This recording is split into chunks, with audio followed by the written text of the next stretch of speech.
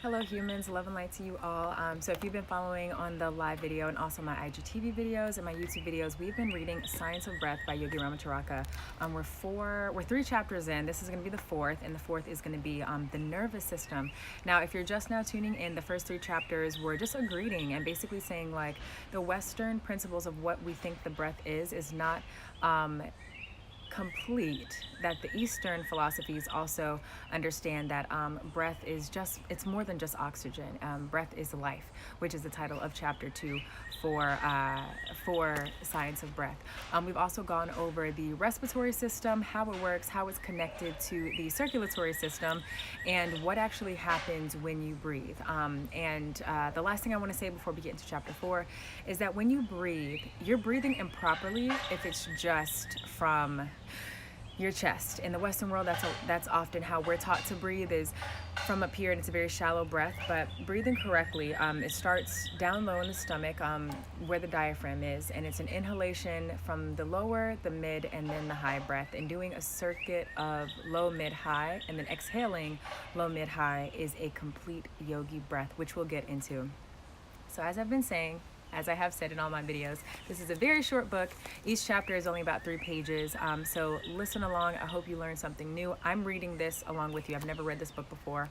It was lent to me by Ona Hawk, who teaches at Sacred Chill West. So thank you once again, Ona, for allowing me to borrow this book. So Science of Breath by Yogi Ramacharaka, chapter 4, the esoteric theory of breathing. So exoteric is external, then the esoteric theory of breathing, I'm pretty sure has to do with the spiritual, but we are going to learn that today.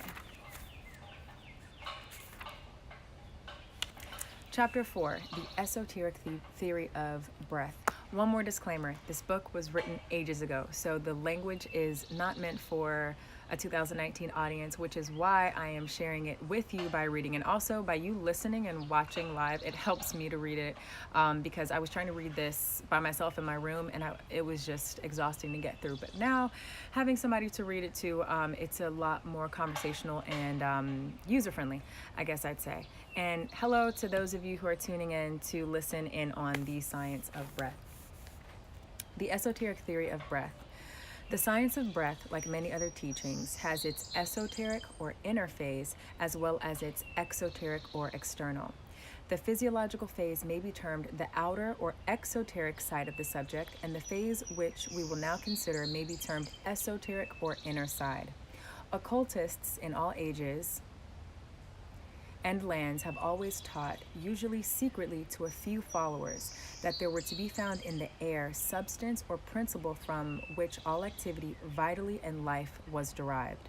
They differed in their terms and names for their force, as well as in the detail of the theory, but the main principle is to be found in an occult teaching and philosophies, and has for centuries formed a portion of the teachings of the Oriental yogis. Like I said, this is an arduous read, so just bear with us, guys.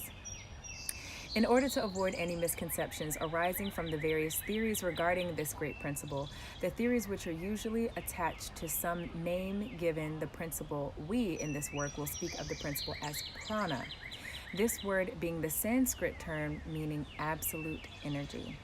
Many occult authorities teach that this principle, which the Hindus term prana, is the universal principle of energy or force, and that all energy or force is derived from that principle, or rather is a particular form of manifestation of that principle. These theories do not concern us in the consideration of the subject matter of this work, and we will therefore confine ourselves to an understanding of prana as the principle of energy exhibited in all living things, which distinguishes them from a lifeless thing. We may consider it as the active principle of life, vital force, if you please. It is found in all forms of life, from the amoeba to the man, from the most elementary form of a plant to the highest form of animal life. Prana is all-pervading. It is found in all things having life, and as the occult philosophy teaches that life is in all things, in every atom, the apparent lifelessness of some things being only a lesser degree of manifestation, we may understand this teaching that prana is everywhere, in everything. And how perfect that I'm in my backyard to read this as well. Breathing in that prana. It is found in all things having life, and as the occult philosophy teaches that life is in all things, in every atom, the apparent lifelessness of some things being only a lesser degree of manifestation, we may understand their teachings that prana is everywhere, in everything. Prana must not be confounded with the ego, that bit of divine spirit in every soul around which clusters matter and energy. Prana is merely a form of energy used by the ego in its material manifestation. When the ego leaves the body, the prana, being no longer under its control, responds only to the order of the individual atoms or group of atoms forming the body, and as the body disintegrates and is resolved to its original elements, each atom takes with it sufficient prana to enable it to form new combinations, and the unused prana returning to the greater universal storehouse from which it came. With the ego in control, coexist exists, and the atoms held together by the will of the ego. Like I said, this is not meant for the 2019 audience, but we're going to bear through this. Prana is the name by which we designate a universal principle, a principle which, in its essence of all motion, force, or energy, whether manifested in gravitation, electricity, the revolution of the planets, and all forms of life, from the highest to the lowest. It may be called the soul of force and energy in all their forms, and that principle which, operating in a certain way, causes that form of activity which accompanies life. This great principle is in all forms of matter, and yet it is not matter. It is in the air, but it is not the air, nor one of its chemical constituents. Animal and plant life breathe it in with the air, and yet if the air contained it not, they would die even though they might be filled with air. It is taken up by the system along with the oxygen, and yet it is not oxygen. The Hebrew writer of the book of Genesis knew the difference between the atmospheric air and the mysterious and potent principle contained within it. He speaks of Neshemet Ruach Kayem, which translated means the breath of the spirit of life. In the Hebrew, Neshmet, which is Neshement, so I think that's Neshmet. In the Hebrew, Neshmet means the ordinary breath of atmospheric life. And Kayem, or Chayim, Chayim, means life or lives, while the word Ruach, Ruach, means the spirit of life, which occultists claim in this is the same principle which we speak of as prana. Prana is in the atmospheric air, but it is also everywhere, and it penetrates where the air cannot reach.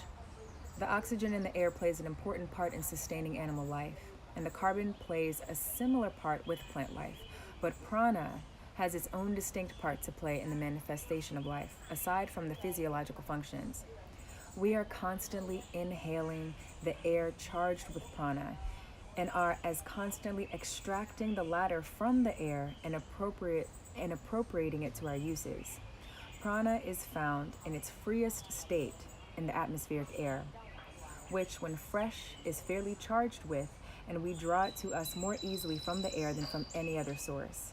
In ordinary breathing, we absorb and abstract a normal supply of prana, but by controlled and regulated breathing, generally known as yogi breathing,